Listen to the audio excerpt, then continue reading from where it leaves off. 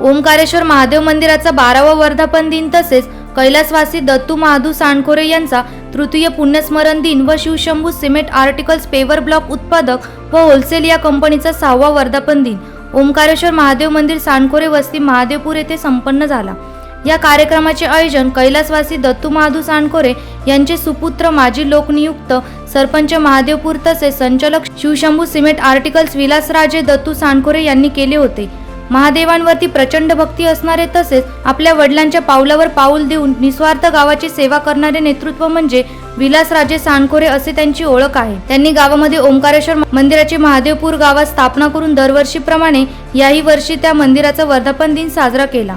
महादेवांवरती प्रचंड भक्ती तसेच गावाचा विकास व परिसराचा विकास हाच ध्यास मनात ठेवून काम करणारे असे हे नेतृत्व।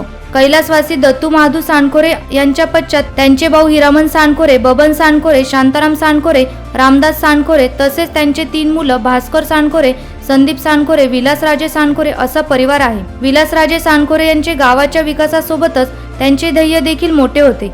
त्याच ध्येयांना वाव देत त्यांनी Shivshambhu cement articles paver block उत्पादन व होलसेल या कंपनीची स्थापना केली तसेच उद्योजक क्षेत्रात देखील खूप नाव कमावले व आज त्याच व्यवसायाचा 6वा वर्धापन दिन देखील साजरा करण्यात आला।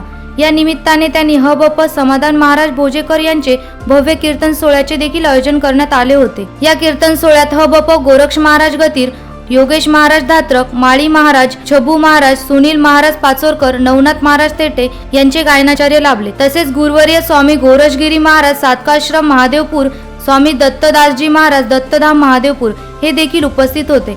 या कार्यक्रमात मृदुंगाचार्य भूषण महाराज जाधव, ज्ञानेश्वरी ताई पिंगळे, विनेकरी अर्जुन दादा सांडखोरे व हार्मोनी वादक सीताराम महाराज पिंगळे तसेच महादेवपूर, गिरणारे, दुगाव, मातोरी, यशवंतनगर, गंगापूर, आनंदवली, शिवाजीनगर, कामगारनगर येथील भजनी मंडळ तसेच भालदार, चोपदार, शिवदास थेटे, पुंजा थेटे यांच्या उपस्थितीत हा कीर्तन सोहळा संपन्न झाला।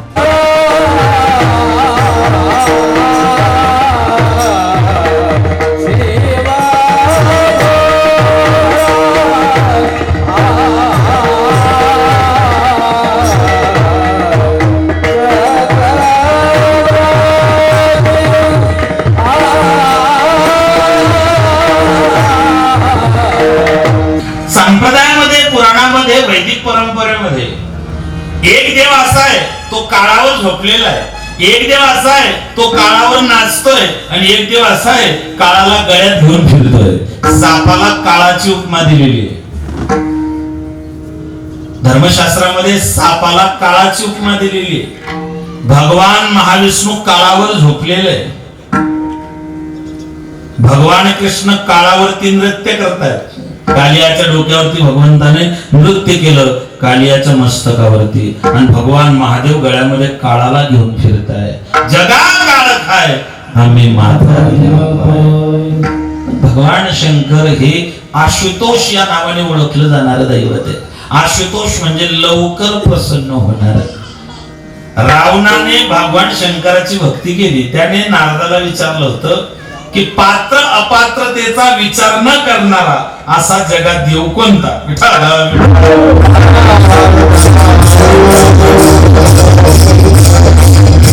जो देव पात्र अपात्र पाहत नाही असा देव कोणता? म्हणला असा जगात एकच देव आहे, भगवान शंकर।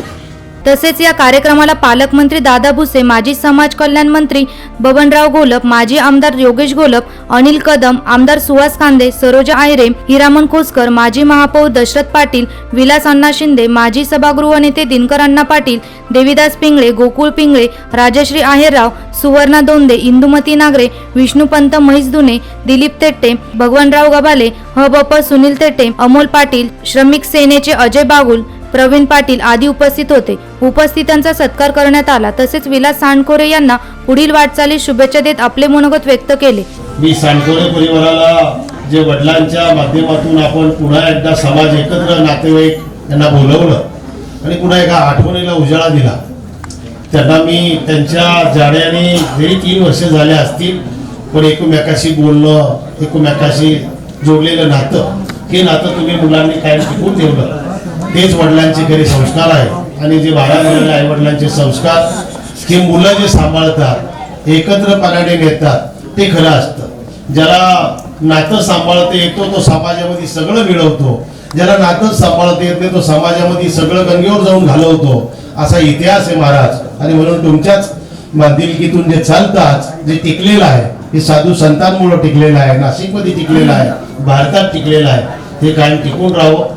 दादा, खरंच तुमचं अथांग कार्य आहे, तुमचं अफाट कार्य आहे. तुमच्या वडिलांकडनं मिळालेली जी तुम्हाला विरासत आहे, आपण म्हणू शकतो सामाजिक किंवा राजकीय, ती तुम्ही अतिशय सुंदर जोपासत आहात. आणि तुमच्यामधला आणि माझ्यामधला एक असं साम्य घटक आहे की तुम्ही शिवभक्त आहात आणि आम्हीही शिवभक्त आहोत. त्यामुळे दादांची जशी भक्ती आहे तशी आमची भक्ती आहे. मी विलास भाऊंचं अभिनंदन करेन. खऱ्या अर्थानं त्यांनी ही जी पुण्यस्मरणाची परंपरा आहे ही चालू ठेवली. नाहीतर काही 1 वर्ष झाले की इथून पुढे पुण्यस्मरण करत नाही.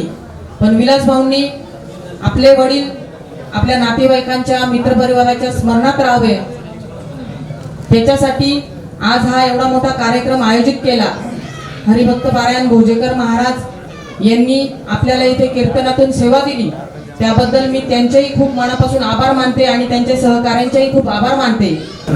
एक भक्तिमय वातावरण नेहमीच भाऊंच्या घरी असतं. मी नेहमी दादांना जेव्हा भेटतो एक ऊर्जा असते त्यांच्या बोलण्यात आणि वागण्यात. मी काकांना भावपूर्ण अशी श्रद्धांजली अर्पण करतो. पण आपण खऱ्या अर्थाने कीर्तन जे ऐकलं, हरिभक्तपारायण समाधान महाराज भोजेकर त्यांनी थेट आपल्या सगळ्यांच्या डोळ्यासमोर आपल्या सगळ्यांचे वडील उभे केले आणि पितृत्व काय असतं, बाप काय असतो, वेदना किती असतात, अतिशय हृदयस्पर्शी असे भाषेमध्ये समाधान महाराज भोजेकरांनी या ठिकाणी कीर्तन आपल्याला ऐकवलेलं आहे. अगदी परिसरामध्ये छोटं छोटं काम असलं, कुणी गरीब जरी गेला तर दत्तू पाटण त्याच्यासाठी धावणारी अशी हे व्यक्तिमत्व आहे. मला अशी निश्चित खात्री आहे की त्यांना उत्तुंग असं या ठिकाणी व्यक्तिमत्व या परिसरामध्ये त्यांना प्रदर्शित करता येईल. आणि जी प्रगती खऱ्या अर्थानं आपण या सांडकोरे कुटुंबाची बघत आहोत, ही प्रगती मामांच्या आशीर्वादानं, जरी मामा या ठिकाणी नसले त्यांच्या आशीर्वादानं, त्यांच्या पुण्यानं, त्यांच्या संस्कारानं, त्यांच्या संस्कृतीनं ही प्रगती सांडकोरे कुटुंबाची, विलास भाऊ असतील, उत्तम भाऊ असतील, शिवाजी भाऊ असतील, आत्या असेल, यांची प्रगती उत्तर हो ही माझ्या वैयक्तिक कुटुंबाच्या वतीनं या ठिकाणी मी या कुटुंबांना शुभेच्छा देतो. ते आता आपल्यामध्ये नाही, ब्रह्मलीन झालेले आहे. त्यांचं नाव गोपालगिरी महाराज होते. ज्यावेळेस त्यांनी यांच्या हाताच्या रेखा बघितल्या त्यावेळेसच सांगितलं तर म्हणजे महाराज हा मुलगा कोणी विशेष आहे, हा कोणीतरी गावामध्ये नेता बनेल, आपल्या नाशिकमध्ये नेता बनल, असे त्याचं भविष्य आहे असं त्यांनी. तुम्हाला खोटं वाटत असेल, मी भगवान शंकराच्या समोर बोलतो आहे की त्यांनी त्याच वेळेस सांगितलं होतं की हा मुलगा जो आहे हा फार श्रेष्ठ, याचे संस्कार आहे, याचं जे भविष्य आहे ते फार श्रेष्ठ दिसतंय, या मुलांमध्ये सर्वात श्रेष्ठ मुलगा आहे. आणि खरोखरच त्यांचं वाक्य ते आज आपल्याला दिसतंय का आपल्या गावामध्ये सर्व मुलांमध्ये म्हणजे आमच्या ज्या भक्त कुटुंबामध्ये त्यांचं कार्य श्रेष्ठ आहे. त्यातनं सर्वांचंच कार्य श्रेष्ठ आहे तसं बघायला गेलं तर आपल्या आपल्या पर्यायाने. परंतु गोपालगिरी महाराजांच्या सांगण्यानुसार हा कोणीतरी विशेष नेता बनल असं त्यांनी त्यावेळी सांगितलं होतं आणि ते आपल्याला आज बघायला भेटत आहे. विलासराजे सांडकोरे यांनी आपले मनोगत व्यक्त करून उपस्थितांचे आभार मानले. आणि या संपूर्ण कुटुंबाने आजपर्यंत जसं 12 वर्षापूर्वी म्हणजे लहानपणापासूनच महाराजांनी इतक्यात आमचे गुरुवर्य गोरक्षगिरी महाराजांनी सांगितलं की मी लहानपणापासून शिवभक्ती मनात रुजवणारे महाराज. म्हणजे महाराज गावामध्ये यायच्या अगोदर मला एक साक्षात्कार, एक स्वप्न पडलं, जे मी कायमस्वरूपी मागच्या वेळेला पण सांगितलं की मी लहान होतो, 3रीला असताना जेव्हा मला एक इथे आमच्या इथेच एक ओढ आहे, तिथे एक भोल्यांची पिंड आम्ही स्थापित करायचो आणि माझ्या बरोबर माझ्याच वयाचे 3रीला असताना जे काही वयाचे महाराज असतील, भगवे कपडे घातलेले, साक्षात महाराजांचं छोटं रूप माझ्या बरोबर असायचं आणि आम्ही रात्री शिवमहिम्न, शिवतांडव, शिवरुद्राष्टक, शिवपंचाक्षर आम्ही रात्री म्हणायचो त्या पिंडीला. आणि आमच्या बरोबर सगळे साप खेळायचे, नाग खेळायचे, असं सगळं मला दर्शन घडले, म्हणजे अशी मला स्वप्न पडलं. आणि त्या स्वप्नानंतर दुसऱ्या दिवशी पहाटे, मी रविवारची रात्र होती, ते स्वप्न पडलं. पहाटे झोपेतून उठलो तर माझ्या समोर असा साक्षात नाग उभा असल्यासारखं दिसलं. हे माझ्या आईने मग त्याच्यानंतर माझ्यावरतून सोमवारचे उपवास धरले आणि मग त्या अनुषंगाने आम्ही आमच्या भक्तीला सुरुवात केली. आणि 3रीला असताना पासून जी शिवभक्ती सुरू झाली तेव्हापासून भोलेनाथांनी फक्त कधी जर सुतक असेल तरच फक्त आमची पूजा टळली असेल, नाहीतर दररोजच भोलेंचं पूर्ण आराधना केल्याशिवाय घराच्या बाहेर न पडणे हे संस्कार आदरणीय गोरक्षगिरी महाराजांमुळे आणि आमच्या वडिलांमुळे दिले. पहिली नोकरी मी माझ्या आयुष्यात केली ती 1800 रुपये पगाराची. आमचे मामा आदरणीय रामराव पाटील चौधरी याचं दुकान होतं, हे आपलं शोरूम होतं ट्रॅक्टरचं. तिथून अशोक स्तंभावरून पायी जायचो, त्यावेळेस असे भांडणं करायचो, म्हणून मग मला शिकवलं आणि एका कामाला जायला सुरुवात झाली. पण शेवटी काही कारणास्तव असे काहीतरी याच्यातून मग नंतर आमचे मामा आले, गुलाबराव मामा ताकाटे, मग त्यांच्याबरोबर प्लेसमेंट चालू केलं. त्यानंतर आयुष्यात सुरुवात झाली. नंतर जमीन खरेदी विक्रीच्या व्यवसायात पडून कुठून तरी स्वतःचं आयुष्य उभं करत आज भगवान भोलेनाथांच्या कृपेने आणि आमच्या वडिलांच्या आशीर्वादाने, आमच्या गुरुवर्य गोरक्षगिरी महाराजांच्या आशीर्वादाने आणि आमच्या चुलत्या काकांच्या आशीर्वादाने माझ्या आयुष्याची सुरुवात झाली. आणि मग एक गावचा सरपंच मला जनतेतून लोकांनी केलं. ज्यावेळेस मी सरपंच होत होतो त्याच्या अगोदर मी पंचायत समिती लढलो. 12 गावाचं इलेक्शन लढताना लोकांनी माझ्यावरती भरभरून प्रेम केलं. आमच्या अनिल अण्णा आहे इथं, आम्ही एकमेकाच्या विरोधात त्यावेळेस उभं होतो, पण अण्णा आम्ही भाऊच आहे. तर त्यावेळेस खूप कमी मतांनी माझा पराभव झाला. पण हे सगळं होत असताना त्यावेळेस सगळ्यांनी लोकवर्गणी काढली होती, पैसे नव्हते, काही नव्हते. मग त्याच्यानंतर एका जीवनाची सुरुवात झाली. आणि नंतर मग ते डोक्यात हवा भरली का मला आता काहीतरी राजकारण करायचं आणि या जनतेची सेवा करायची. मग 25 वर्ष म्हणजे 1993-94 सालाच्या अगोदर महादेवपूर हा जलालपूरचा एक अविभाज्य भाग होता. आणि त्या जलालपूर ग्रामपंचायतीतून सरपंच, बरं का, गावाले सरपंच, मग 93-94 साली महादेवपूर हे जलालपूर मधून विभक्त झालं. आणि तेव्हापासून आमचे वडील पहिले उपसरपंच होते, शिवाजीराव सरपंच होते. पण त्या 25 वर्षाचा काळ गेला. त्या 25 वर्षाच्या काळामध्ये असे ठोक कामं गावामध्ये झाले नव्हते. आणि जेव्हा मी समाजामध्ये फिरायचो, आमदार खासदारांशी सगळ्यांशी माझ्या चांगले संबंध होते. मंत्रालय लेवलला माझ्या चांगल्या ओळखी होत्या.